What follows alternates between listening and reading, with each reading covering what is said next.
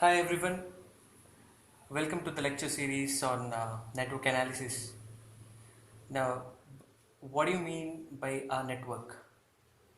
We are restricting ourselves to an electrical network, and this network will consist of elements.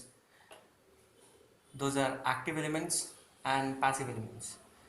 Now, examples for passive elements are resistors, inductors, and capacitors. And the list goes on.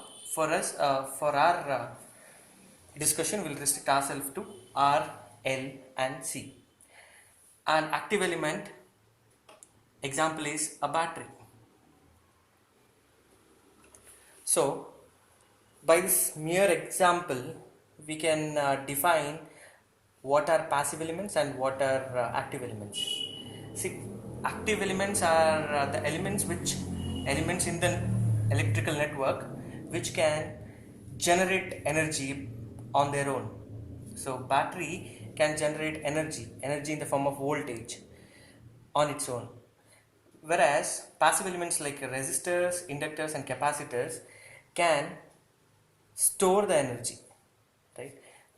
This inductor and capacitor can store the energy, whereas resistor dissipates the energy in the form of heat. So that is why we say resistor dissipates power. So these are the basic components of a electrical network. Those are active elements and passive elements.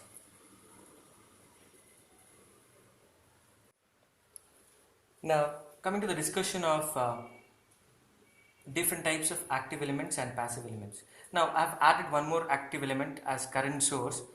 See, battery or a voltage source supplies constant voltage across its terminals. Similarly, current source supplies constant current through the circuit. Now this active elements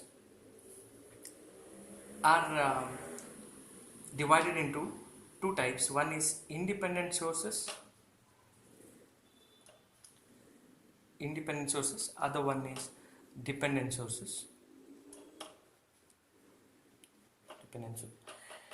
Again, you have a subdivision in independent source as independent voltage source and independent current source. Under dependent sources also we have subdivisions as dependent voltage source and dependent current source. Now, representation of independent voltage and current source. Now, if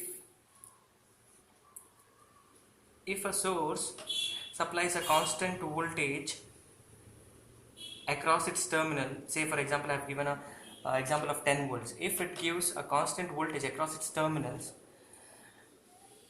then it is called independent voltage source. That means its value is not dependent on any other factors. Say for example, whatever may be the load connected here, this is if I take this as a generator part, at the end part, if you connect a load, whatever may be the load, the voltage here, voltage supplied by this source will not be changed. So hence it is called independent voltage source. This is a DC battery, DC voltage source. It can be represented like this with 10 volts as well. Right. This is under DC conditions, that is direct current conditions, and under AC conditions it is represented with a sine wave inside. So this forms a AC voltage source which is independent, that is AC independent voltage source. Now current source, the one thing which you need to notice here is a voltage source is characterized by a positive and a negative sign, right? Here for a AC source, AC voltage source, we do not specify the terminals, only because for a AC we already know that it fluctuates for a cycle, right? So AC will be positive for one cycle and will go negative for another half cycle. This is half cycle, this positive half cycle, negative half cycle, again it will come positive. So this positive and negative polarity will change for every half cycle. That is why we do not go to mention the polarity here. But at one particular instant we can take the polarity. So that we will be studying in the coming parts. So these are DC independent voltage sources, and this is AC independent voltage source rather.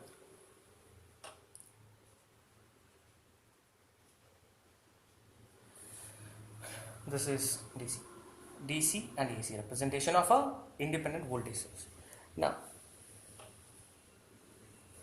a current source, independent current source, is a two-terminal device which supplies a constant current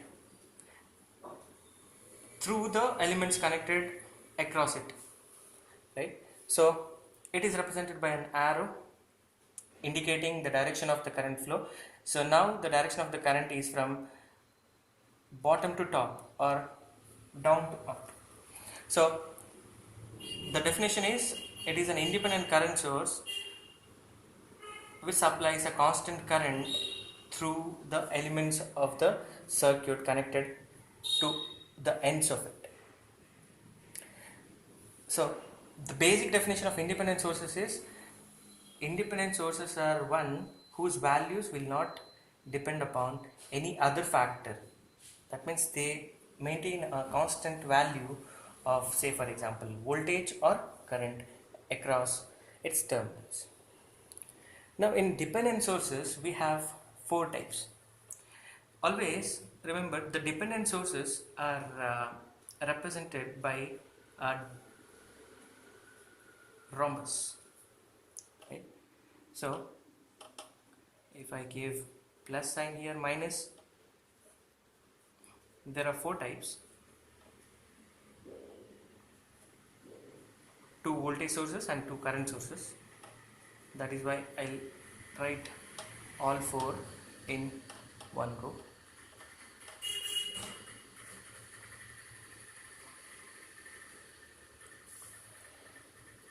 Now this is, see, as soon as you get to know that there is a polarity associated with the device, it is basically a voltage device or voltage source. Now you have a positive and a negative sign, so this has to be a voltage source.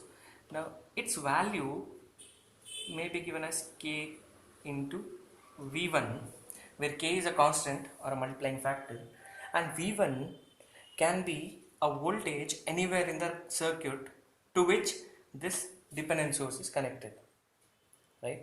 So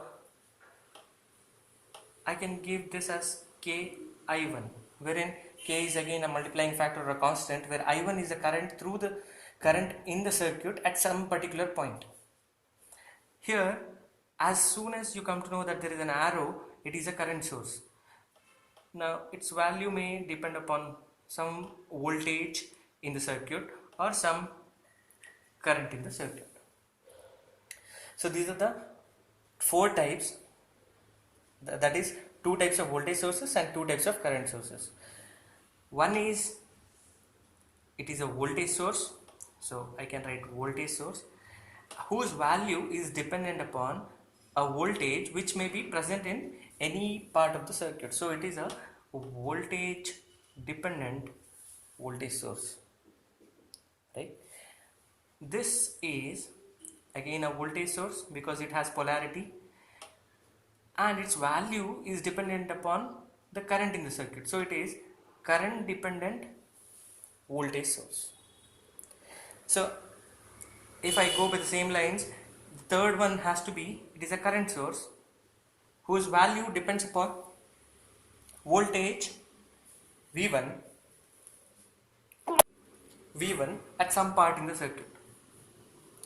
So it is a current source whose value is depending upon the voltage at some part. So it is a voltage dependent current source.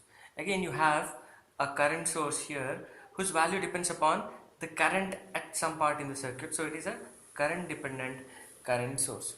So the bottom line of this discussion is, Active elements can be categorized into independent active elements, those are sources. They can be broadly classified as independent sources or and dependent sources. Under independent sources, we have voltage source and current source, and under dependent sources, we have voltage source and current source as well. So this is a representation of a voltage source under DC voltage source, which is independent because whose value, this 10 volts is fixed, its value is not changing.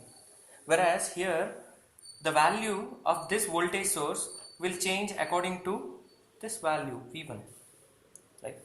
So here the DC voltage source are fixed and AC voltage is also fixed and the current is also fixed. So these are independent sources. These provide fixed value of voltage or current, hence they are called independent sources.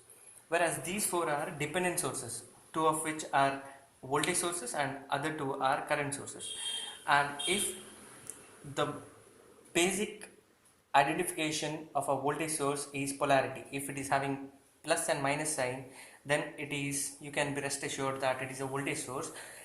And if its value is dependent upon, I have already told you k is a constant, it may be 5, 1, 2, 3, any integer. If its value depends upon any voltage in the circuit, then it is called as a voltage dependent voltage source. Here it depends upon current, so it is current dependent voltage source. This is a current source, so whose value is dependent upon voltage, so voltage dependent current source. Here current dependent current source. So these are the broader classification of active elements, of which we have independent sources as well as dependent sources. Now I was talking about these voltages or currents V1, I1, right? So say for example this is a voltage source and I will take 5 V1 as the voltage of this dependent source. Now where 5 is nothing but K, which we have represented, and V1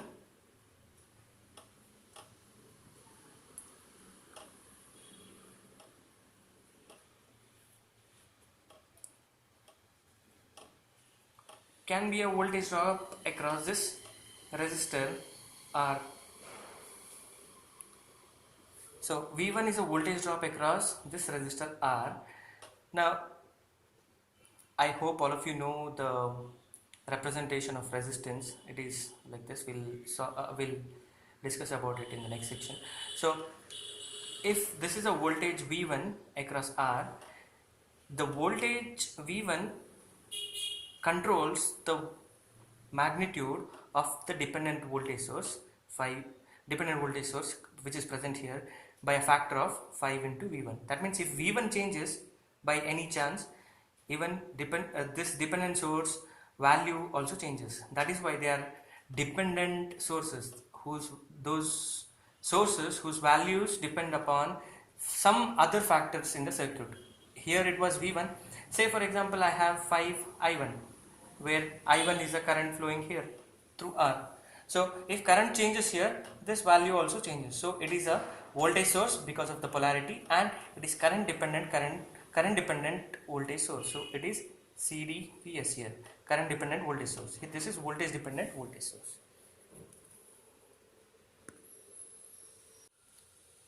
Now coming to the representation of passive elements. So R, L and C are the elements which we'll be discussing extensively in this course of network analysis, electrical network analysis to be precise. So this is resistance, this is inductance, and this is capacitance. Resistance is an element which offers obstruction to the flow of current, and inductor is characterized by a number of coil windings. So it is the symbol of the coil is given to the inductor, and capacitor is represented by double plates separated by a dielectric. So this is a representation of passive elements, resistance, inductance and capacitance.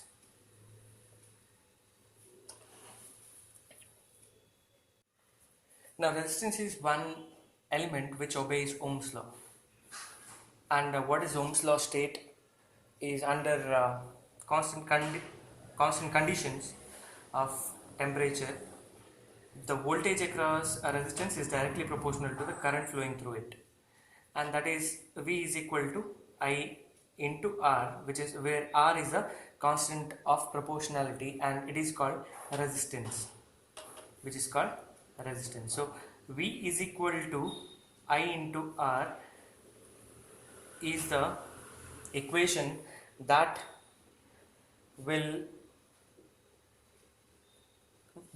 be using many a times in network analysis, because this is the most governing equation of network analysis. Voltage drop at every point in the circuit, or voltage drop across every element in the circuit, or current through an element in the circuit can be found out by Ohm's law. That is V is equal to I into R. That is voltage is equal to current into resistance of resistance when it is specifically meant for resistance. Now the voltage across an inductor is given by L into Di by dt, where I is the current flowing through the inductor. Now we already know that the inductor offers opposition to the change in the current.